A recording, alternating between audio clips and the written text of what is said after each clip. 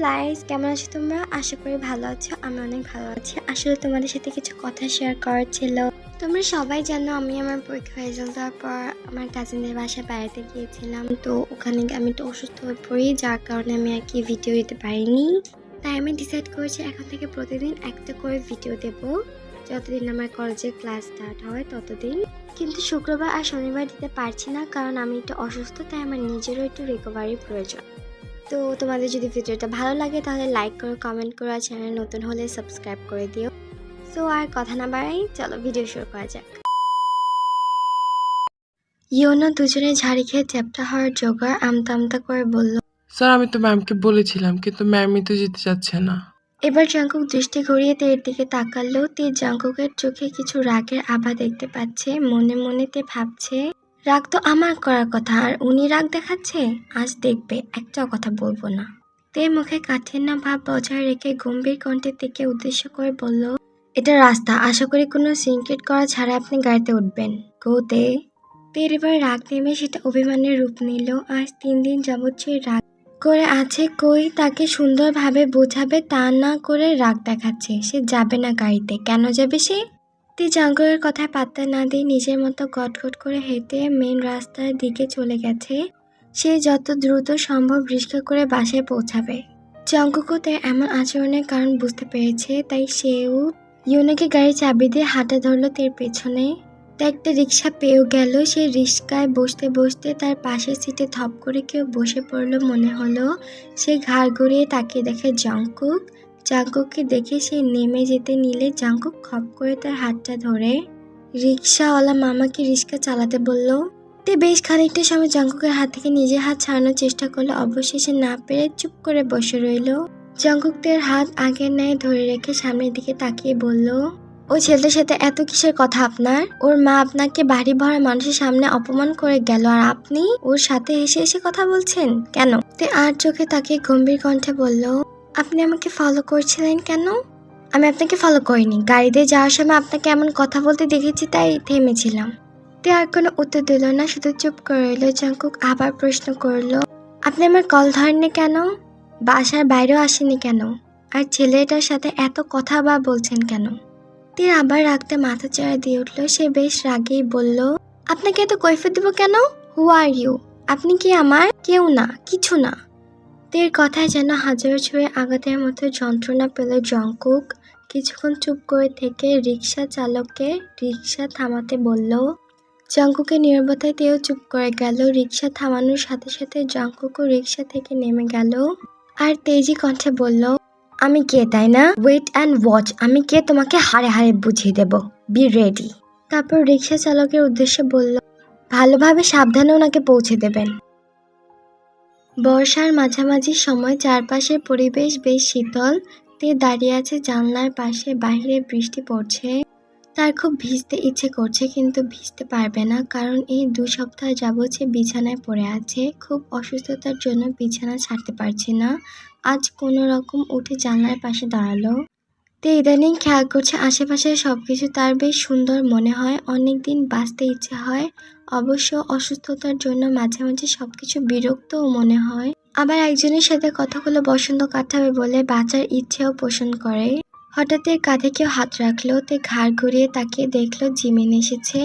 তে আস্তে জানলা থেকে সরে এসে বিছানা একপাশে বসলো। তারপর জিমিনের দিকে তাকিয়ে জিজ্ঞেস করলো, কিরে জিমিন রানী, এখানে কি মনে করে? আসলে আপু, তোমার সাথে একটু গল্প করতে আসছি। কতদিন হলো তোমার সাথে কথা হয় না ভালো করে। হ্যাঁ, তুই সেটা একদম ঠিক বলেছিস। অনেকদিন হলো আড্ডা দেওয়া হয় না। আচ্ছা আপু, তুমি সুস্থ হয়ে নাও, তারপর আমরা সবাই মিলে আড্ডা দিব, ঘুরতেও যাব, কেমন? তে বোনের উচ্ছ্বাস মাখা কণ্ঠ শুনে দীর্ঘশ্বাস ফেলে মাথা কাত করে হ্যাঁ জানায়। জিমিন কিছুক্ষণ চুপ করে থাকে, তারপর সে চলে যায়। তে ভাবে জাঙ্কুকের সাথে ঝামেলার পর আজ 28 দিন হতে চলল। সেদিন রাতে সে বাসায় পৌঁছানোর পর 2 দিন কোনো খোঁজ খবর ছিল না জাঙ্কুকের। তবে কৃষ্ণচূড়া ফুল ঠিকই পাঠিয়েছে। 2 দিন পর বিকেলে হঠাৎ এক অচেনা মহিলা আর একটা ছেলে এসে উঠে তাদের বাসায় তেকে দেখতে। পরেতে জানতে পারে এরা জাঙ্কুকের মা আর ভাই। তের বাবা বিয়ের প্রস্তাব ফিরে দেয়, কারণ কয়দিন আগে তে বিয়ে নিয়ে কত রাগারাগি করলো। তেও মুখ ফুটে কিছু বলতে পারেনি। সেদিন রাতে জাংকুকের মা তাকে ফোন করে কান্নাকাটি করলো জাংকুক নাকি খাবার খাচ্ছে না, দরজা আটকে বসে আছে। তে উপায় না পেয়ে তার বাবার কাছে গিয়ে বলল, এই পাগল ছেলেটাকে সে বড্ড বেশি ভালোবেসে ফেলেছে, এই পাগল ছেলেটাকেই সে চায়।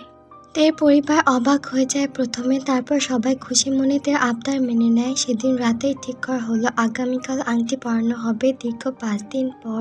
জঙ্কুকদের মুখোমুখি হয়েছে সেই সন্ধ্যাবেলা। আংটি বদলের পর সিদ্ধান্ত নেওয়া হয় শুক্রবার বিয়ে। সেদিন জঙ্কুকের খুশি দেখে তে অবাক হয়েছিল। জঙ্কুক সবার সাথে হাসি খুশি ভাবে কথা বললেও তের দিকে ফিরেও তাকায় না। তে জঙ্কুকের রাগের কারণ বুঝতে পারে, অনেক কষ্টে প্রেমিক পুরুষের রাগ ভাঙায়। দিন ভালোই কাটছিল, হঠাৎ বিয়ের আগের দিন তে প্রচুর অসুস্থ হয়ে পড়ে, হসপিটালে চোট লাগায়। অবশেষে বিয়ে পিছানো হয়, তে শরীর ভালো হলে বিয়ে অনুষ্ঠান করা হবে। তারপর কেটে গেল প্রায় 2 সপ্তাহ। তে শরীরের কোনো উন্নতি হলো না। এখন প্রায় বোগামের সাথে দেখা হয়। বোগাম যে হসপিটালে ডাক্তার, সে হসপিটালে তের চিকিৎসা চলছে। বোগামের তদারকিতায় চিকিৎসা হচ্ছে, এখনো রোগ নির্ণয় করা যায়নি। তের ভাবনার মাঝে কেউ তার মুখোমুখি বসলো। তে চোখ উঠিয়ে তাকিয়ে দেখে জঙ্কুক। তে নিজে মেলে রাখা পাটা একটু গুটিয়ে নেয়, জঙ্কুকের দিকে তাকিয়ে হেসে বলে, জঙ্কুক সাহেব যে আজ এত লেট করে আসলেন, অফিসে চাপ বাড়ছে নিশ্চয়ই, প্রতিদিন আসা কি খুব দরকার? জঙ্কুক তের পা দুটো নিজের কোলের ওপর নিয়ে টিপে দিতে দিতে বলল, একদমই প্রতিদিন আসা দরকার, ভাবছি আর অপেক্ষা করব না, কাজে ডেকে কবুল বলে আমার বাসায় নিয়ে যাব। তে মুখটা একটু মলিন করে বলল, না, আপাতত বিয়ে বন্ধ থাকুক, এমন রোগী বউয়ের দরকার নেই, আপনার ঘরে যাবে একজন সুস্থ বউ। তের কথার ধরনে ভোগ কুচকে তাকায় জঙ্কুক, তারপর আবার পা টিপায় মনোযোগ দিয়ে বলল, আমার কেমন বউ দরকার আমি জানি, আপনারা তো না ভাবলেও চলবে মায়াবতী। তে জঙ্কুকের মুখে মায়াবতী নাম শুনে অবাক হয়ে তাকায়, কারণ জঙ্কুক সবসময় তাকে লীলাবতী বলে ডাকে। তে অবাক হওয়ার কারণ বুঝতে পেরে জঙ্কুক মিটমিট হেসে দিল, হাসতে হাসতে বলল, কি ম্যাডাম, মায়াবতী শুনে অবাক হলেন? আমি মনে মনে সবসময় আপনাকে মায়াবতী বলেই ডাকি। যেদিন আপনাকে প্রথম দেখি সেদিন থেকেই নামটা আপনার জন্য বরাদ্দ করা ছিল, কিন্তু ভেবেছিলাম সারপ্রাইজ দেব, কিন্তু আজই বলে ফেললাম। তে জঙ্কুকের পাগলামোর কথা শুনে অবাক হয়। জঙ্কুক হেসে দেয়, তেও হেসে দেয়। হঠাৎ জঙ্কুক বলল, চলুন আজকে আপনাকে আপনার সুখদাতার কাছে নিয়ে যাবো। বেচারা অনেকদিন আপনাকে দেখে না, আর আমার ওর সাথে দেখা হয় না কতদিন হলো। আজ অনেকগুলো কাঠগোলাপ নিয়ে ওর সাথে দেখা করতে যাব। যাবেন? তে জাঙ্কুকের আমার প্রস্তাবে যেন আকাশের চাঁদ হাতে পেল। কতদিন দেখা হয় না ছেলেটার সাথে। যে ভাবা সেই কাজ। জাঙ্কুক আর তে অনেকগুলো কাঠগোলাপ নিয়ে সুখদাতার উদ্দেশ্যে রওনা হলো। তে আর জাঙ্কুক সুখদাতা তাদের জায়গা, মানে যেখানে থাকে সবসময়, সেখানে না পেয়ে আশেপাশের মানুষ থেকে ঠিকানা নিয়ে আলীর বাসার উদ্দেশ্যে রওনা দেয়। কিরে সুখদাতা, কেমন আছিস? আলী নিজের পেছনে কারো কণ্ঠ শুনে ফিরে তাকালো। তেকে দেখে সে ছুটে গিয়ে তের কোমর জড়িয়ে ধরলো। তেও হাসি মুখে আলীকে জড়িয়ে ধরলো। আলী তের দিকে তাকিয়ে অভিমানী সুরে বলল, তুমি এতদিন আসো নাই কেন পরি? তুমি জানো তোমার কথা আমার অনেক মনে পড়ছে। সরি সুখদাতা, আমি একটু অসুস্থ ছিলাম, তাই তোর কাছে আসতে পারিনি, তোকে ফুলও দিতে পারিনি। তুই কি রাগ করেছিস? তোর বান্ধবী কি রাগ করেছে? বান্ধবীর কথা শুনতেই ছোট আলী ঠোঁট ফুলেই কেঁদে দিল। তে আর জাঙ্কুক ভ্যাবাচ্যাকা খেয়ে গেল। তে আলীকে শান্ত করতে করতে বলল, অনেক রাগ করেছি তোর বান্ধবী, তাই না? চল আমি তোর সাথে গিয়ে ওর রাগ ভাঙাবো, চল। তে কথা শুনে আলীর চোখ মুছলো, উচ্ছ্বাসের কণ্ঠে বলল, তুমি ওর রাগ ভাঙাতে পারবে পরি? তে মাথা নাড়িয়ে হ্যাঁ জানাতে আলীদের হাত ধরে কোথাও নিয়ে যায়। জাঙ্কুকও তাদের পিছন পিছন যায়। হাঁটতে হাঁটতে তারা একটা কবরস্থানের সামনে এসে দাঁড়ালো। তে অবাক হয়ে বলল, সুখদাদা, তুই আমাদেরকে এখানে নিয়ে আসলি কেন? আলীদের হাত ছেড়ে দিয়ে একটা কবরের সামনে এসে বসে। কবরটার উপর একটা তাজার কতগুলো বাসি কাঠগোলাপ আছে। তে কাপা কাপা পায়ে এগিয়ে গিয়ে আলীর পাশে বসে। আলীর দিকে প্রশ্ন ছুড়ে দিয়ে বলল, কার কবর এটা সুখদাতা? আলী তখন অনবরত কবরটার উপর হাত বুলিয়ে টলমল চোখে বলল, তুমি যার জন্য আমাকে কাঠগোলাপ দিতে পরি, এটা তারই কবর। তের হাত থেমে যায়। জাঙ্কুকও অবাক হয়ে জিজ্ঞাসা করে, কি বলছো আলী, এটা তোমার বান্ধবীর কবর? কিভাবে হলো এমন? আলী এবার আবার ঠোঁট ফুলিয়ে কেঁদে দিল, কাঁদতে কাঁদতে বলল, 5 দিন আগে আমি আর টুনি রাস্তায় হাঁটছিলাম, পুরী তো কাঠগোলাপ দিতে আসতো না, একটা ভাইয়া দিয়ে যেত, এই যে কবরের পর এখনো দিয়ে যায়। ওই দিনও ওই কাঠগোলাপটা নিয়ে টুনি খুশিতে লাফাতে লাফাতে হাঁটছিল।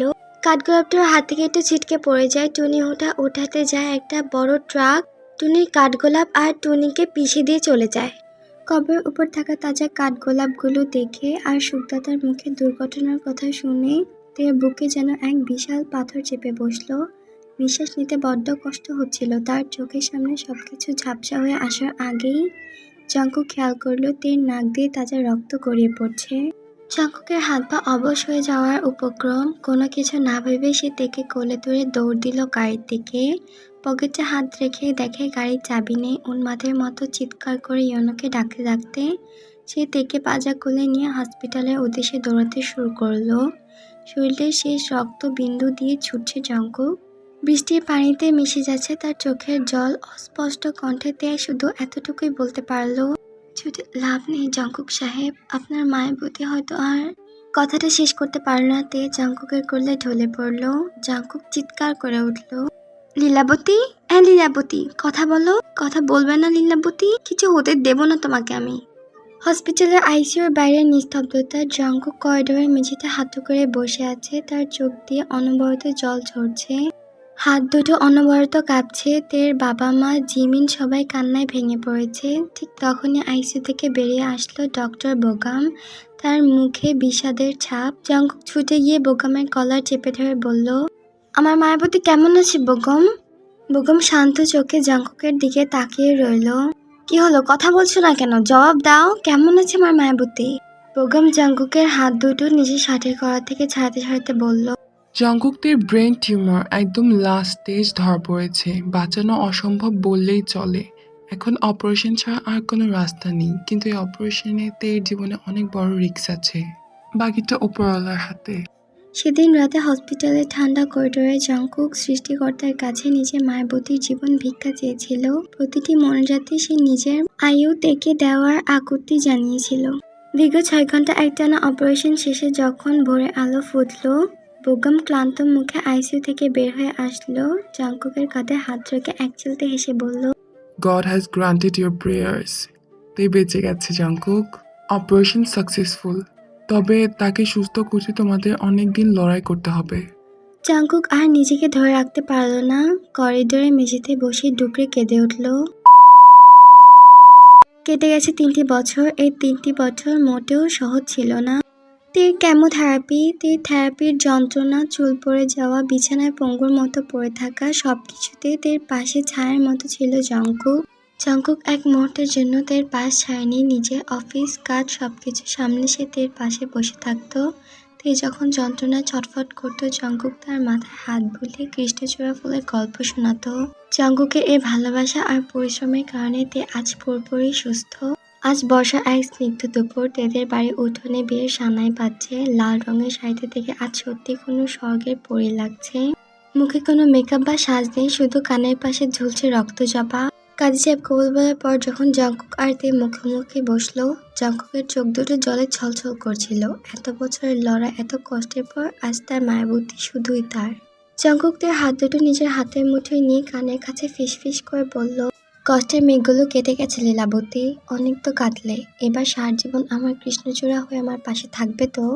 তে জাঙ্কুকের চোখের জল পর মমতায় মুছে দিয়ে হেসে বলল, আপনার মায়াবতী আপনাকে ছেড়ে কোথাও যাবে না জাঙ্কুক সাহেব। এই জীবন আপনার প্রণয় সঁপে দিলাম।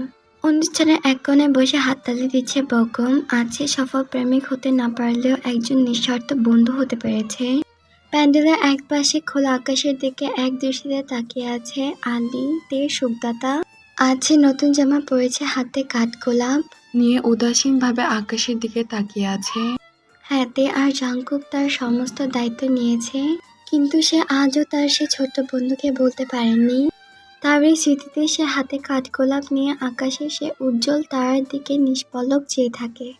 বাইরে মুষলধারে বৃষ্টি নামলো। সেই বৃষ্টির ধারে ধুয়ে গেল অতীতের সব কষ্ট আর বেদনার স্মৃতি। বরবেশে জাঙ্কুকদের হাত ধরে ব্যালকনিতে নিয়ে দাঁড়ালো। বৃষ্টির প্রতিটি ফোঁটা যেন আজ সাক্ষী রইল এক মায়াবতী আর তার বেবাগী প্রেমিকের এই মধুর প্রণয়ের।